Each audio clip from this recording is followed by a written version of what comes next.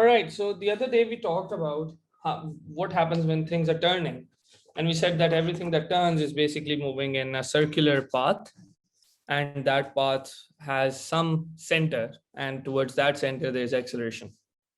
And we also casually mentioned that there's a force that is towards the center of the thing that makes things move in a, like make things turn.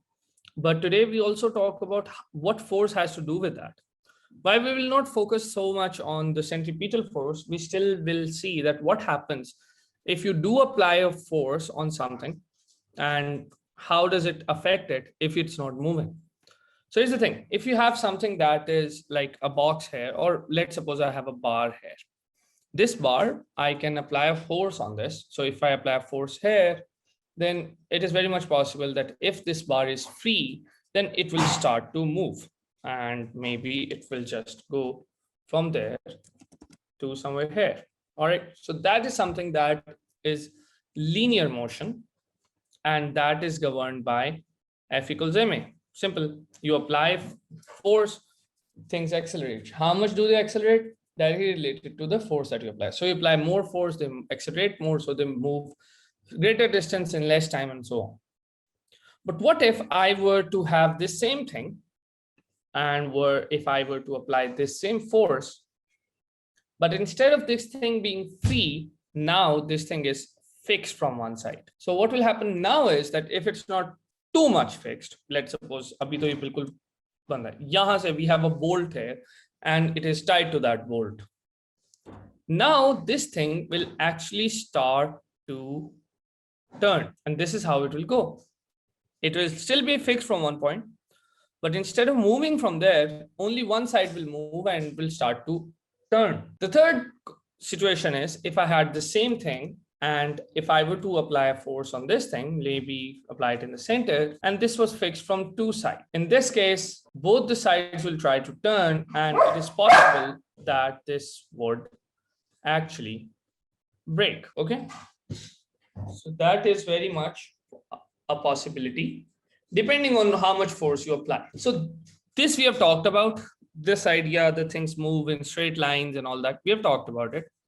And today we'll focus on this thing, and this thing we'll call moment of force, which we also call turning effect of force.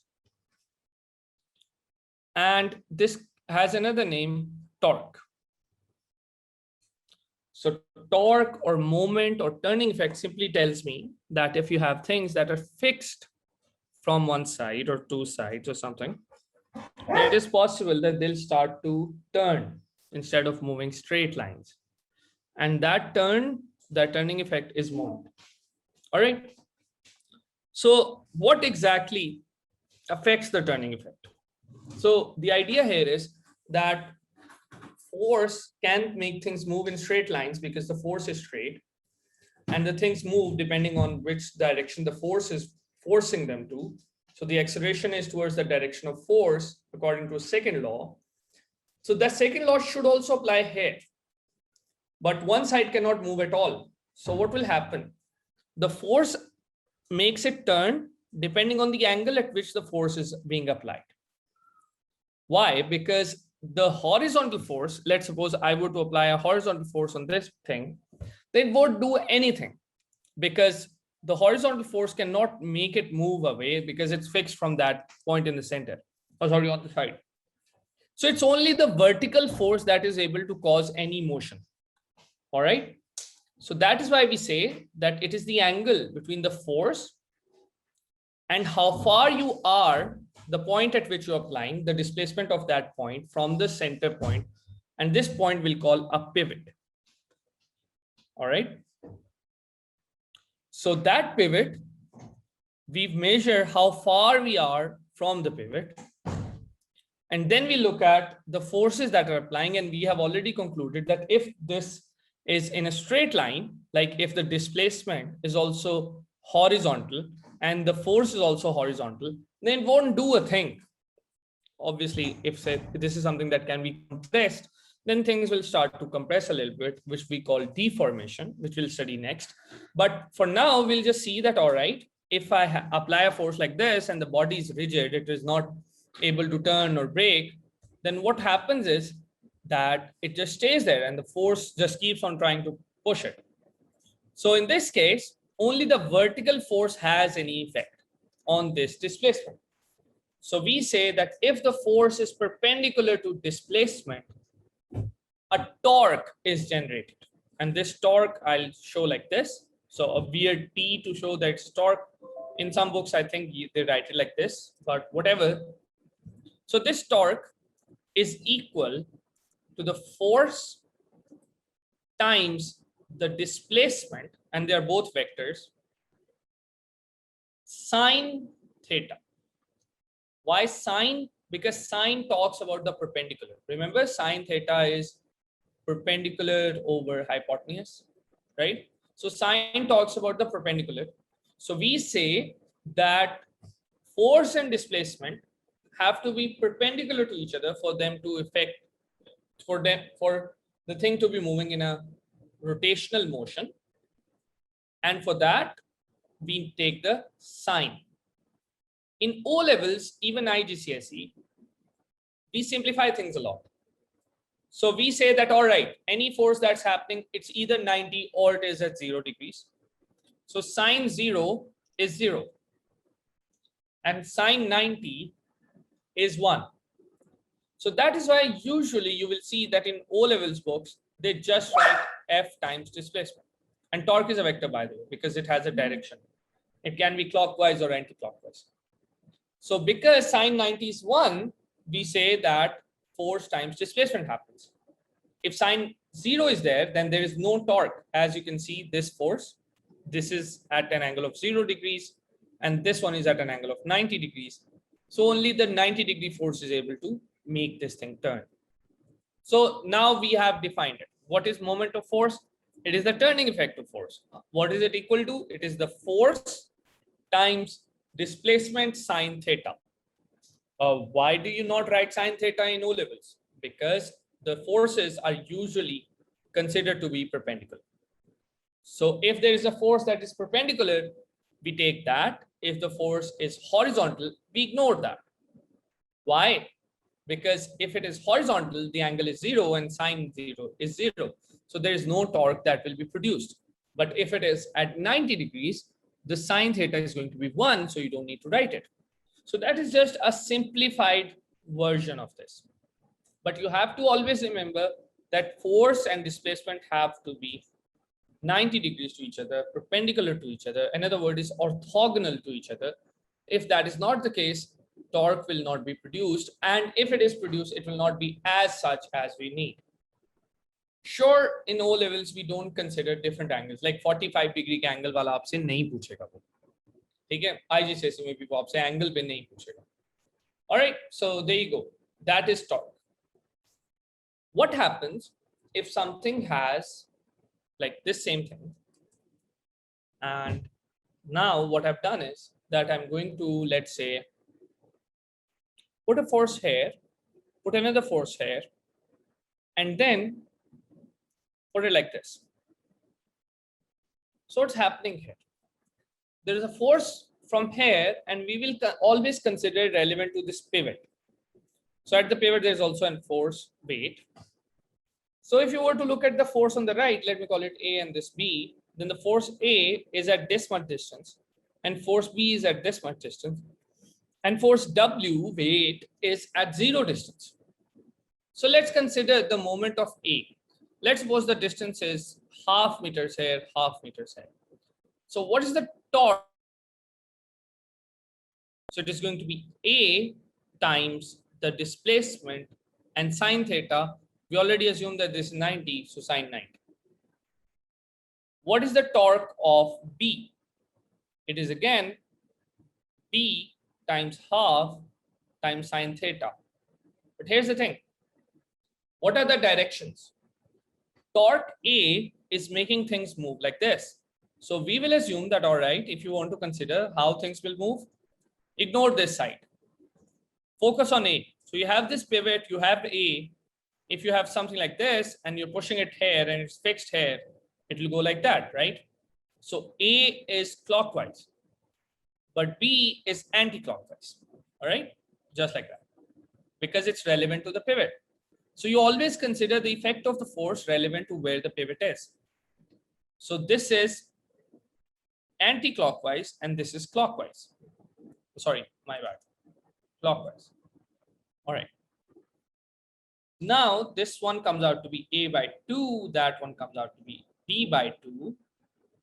And what about the third one, the weight? Turns out weight, the torque because of weight is 0 because the distance is 0. Even though the 90 angle is still there, the distance is 0. So we assume that this is equal to 0. So there is no turning effect if the force, if the pivot is exactly where the center of mass is. So you all know about center of mass, right? It is where the weight of something tends to act.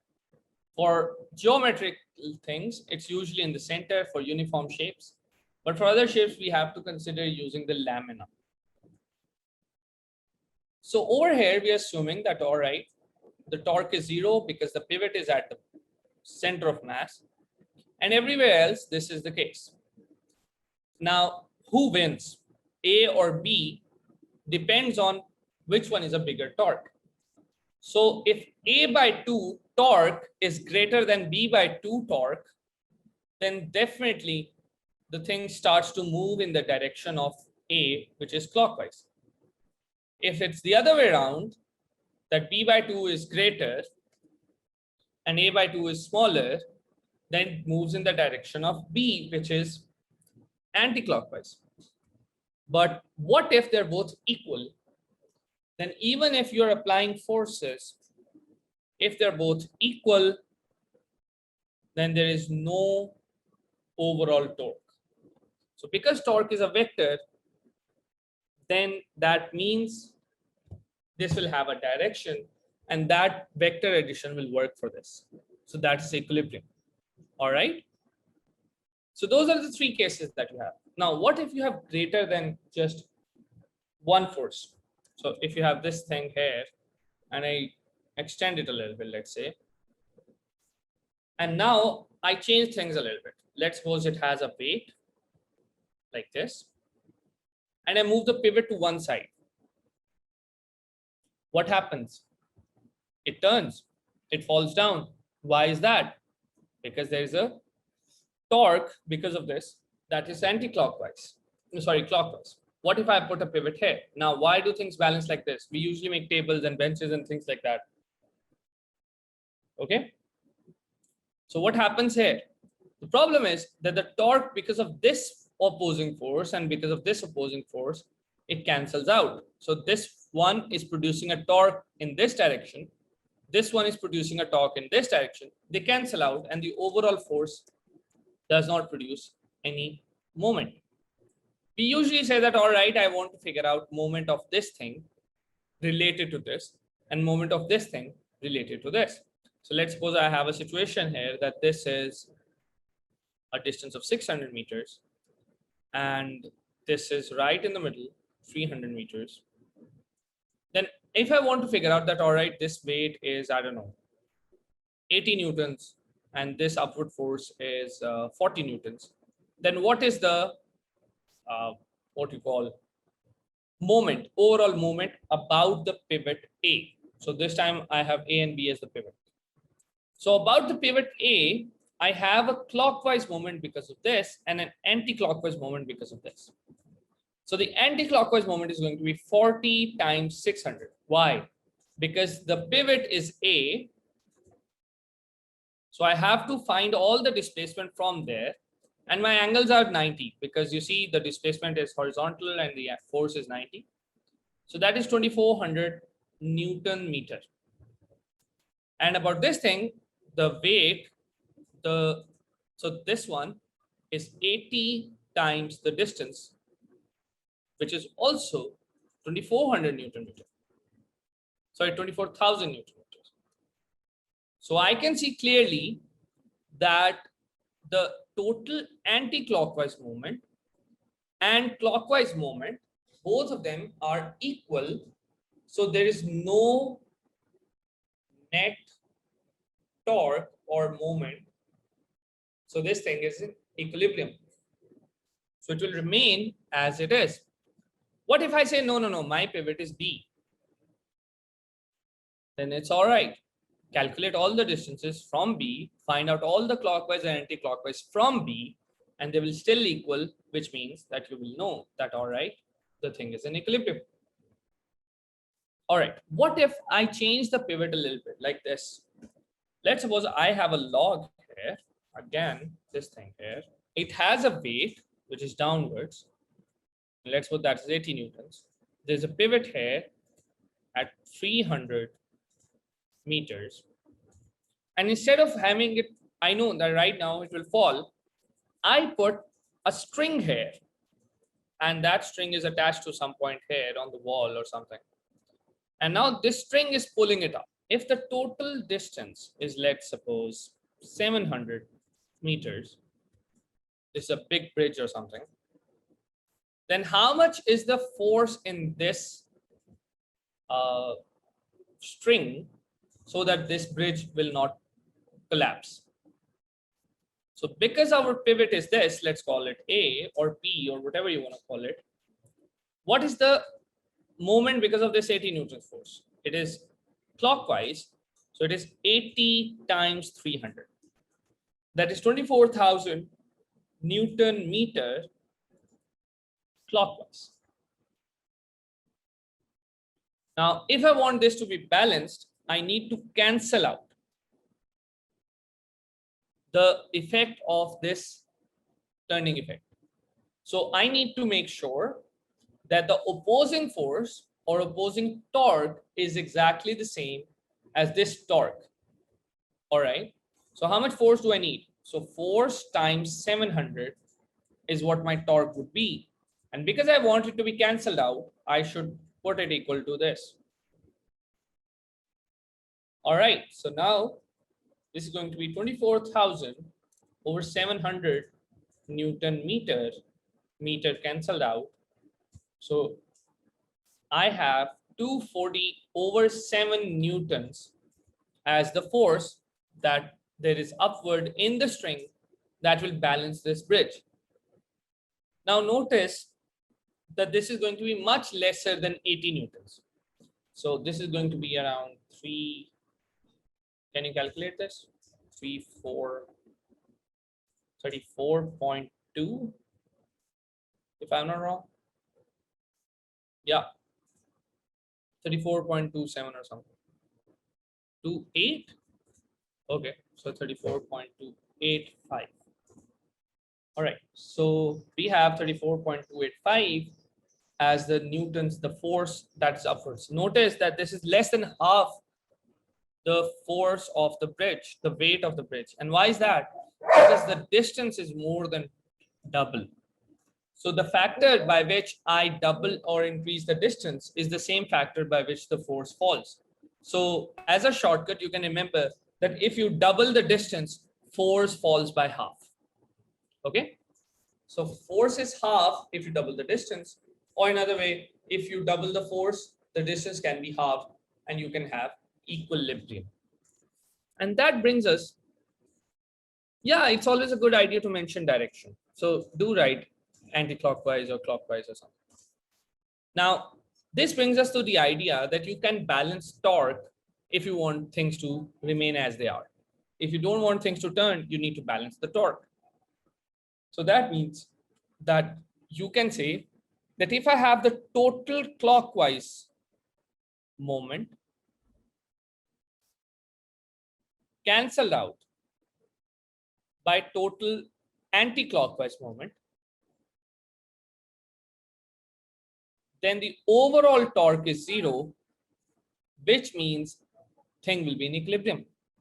So we can write this as sum of individual torques in clockwise direction minus the sum of individual torques in the anti-clockwise direction. If they're equal to 0, thing is in equilibrium. And this usually we write it as principle of moment. And this is just a fancy way of saying this, that if you want things to be equal to 0, if you don't want it to turn, make sure there's nothing making it turn. Simple. The overall moment should be 0. That's what it's saying.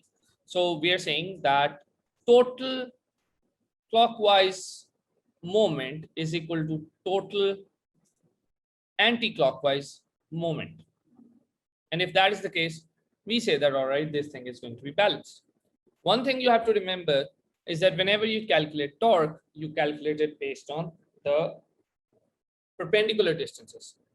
So for example, if one force is being applied, this was a question in the past papers, that there's this firefighter who has a water hose and he's throwing water overhead on the wall, and there's a force coming back, which is this. Then what is the torque on this thing? And they had told us that this was 20 meters and this was 20 meters, 22 meters. And the force was F.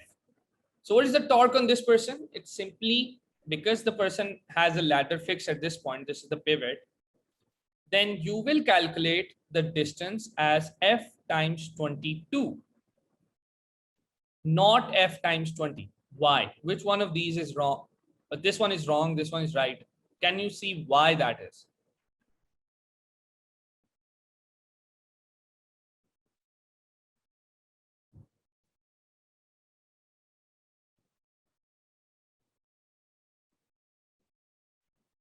Yeah, you're right, because we need to calculate torque, we need displacement and force to be perpendicular.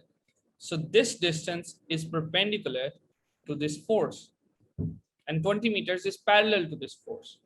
So it's important to identify the angles that are there. Similarly, there was this question that, okay, there's a wall here and there's a canopy at the top of the wall. Okay. And there are strings attached here and there are strings attached here.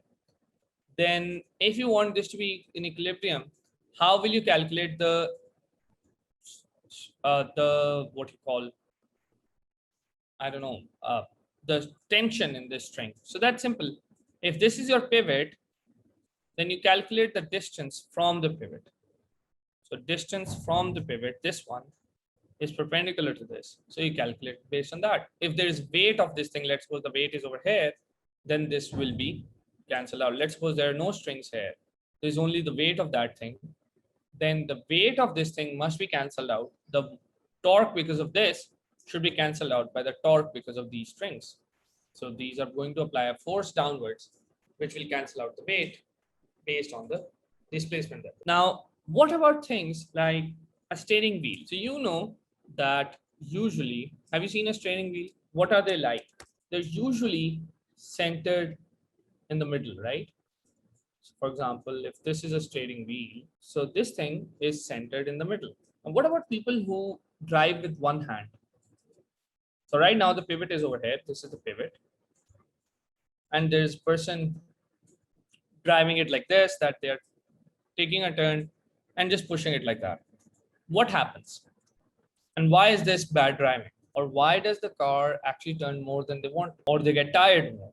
The reason is simple. When they're pushing it down here, they're putting a force here, and the displacement is only half the total displacement of the steering wheel. So the torque that they produce is F into D. Now imagine if they also had a hand on the other side, which will mean when they pull the steering from one side, they will push it up from the other side with the same force. And now this torque is clockwise and that torque is also clockwise. So both of these torques will actually add, because this distance is also D. So the torque that they can produce is 2 times F times T. Using the same amount of force on both sides, they can produce double the torque. But for whatever reason, they think it's cool to not use the other hand. They're only hurting their own muscles because they're trying to apply this much torque using one hand. And what would you have to do if you do that? You will have to apply double the force. If you want to achieve 2FD, you cannot obviously stretch your steering wheels. So you will have to apply double the force. So no wonder you get tired if you try to use one hand. Also, it doesn't look cool. All right. So basically the idea here is that if you apply two opposite forces, notice that one force is downwards and one is upwards. But because the torque for both of them is clockwise, the torques will add and thing will turn much more smoothly, and you will have to supply less force. So the idea is simple. You want less force to apply, increase the distance from which you're applying. And if you want more torque and under less distance, increase the force that you have. So it all depends on what the setup is. So for example, indoors, large gates and all that, we usually push them from the center. So we have them at the center. And why is that? Because from here, if you apply the force and the door is hinged on the side, then the displacement goes like this and displacement goes like this. And the force and displacement are perpendicular. So the doors are much easier to open. Okay. Because again, it produces a torque. All right. So that is the idea of torque. That is how you solve these questions. So these torques are adding up, and this is the torques are counterclockwise or clockwise. So here's how you do it. In any question, doesn't matter where the force is. You always have to consider relevant to what the pivot is. And you have to consider how will the thing turn. So if it is clockwise, put it on one side of the equation. If it is anti-clockwise, put it on the other side of the equation. And you will eventually figure out which one is greater and which direction will the things move. If the things do not turn, then definitely clockwise moments, total clockwise moment equals total anti-clockwise moment, in which case we say that the thing is in equilibrium. All right, so that is about rotational motion.